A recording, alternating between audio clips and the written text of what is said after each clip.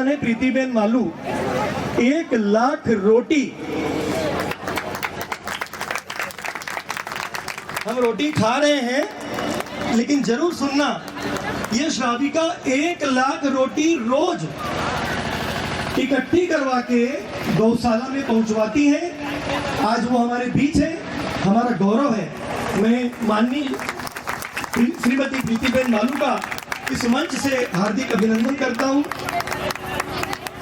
मैं ओम प्रकाश जी बरलोटा बाबूजी का स्वागत किन शब्दों में करूं, कह नहीं पाऊंगा। बाबूजी, आपने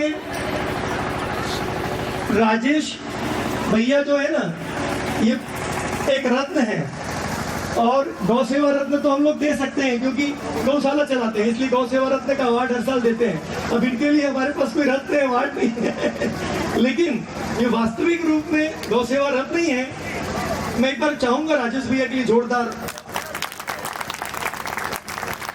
और आज यहाँ पर संत समागम है जो एक निवेदन पे पधारे हैं, और यहाँ पे अलग अलग संस्थाओं के संस्थापक भी हैं, अलग अलग शहरों के श्रावक श्राविकाएं भी हैं, और हमारे इंदिरा गांधी कृषि विश्वविद्यालय के माननीय वैज्ञानिकगण भी और हैं जो समय समय पे पूर्ण रूप से सहयोग हमें प्रदान करते हैं।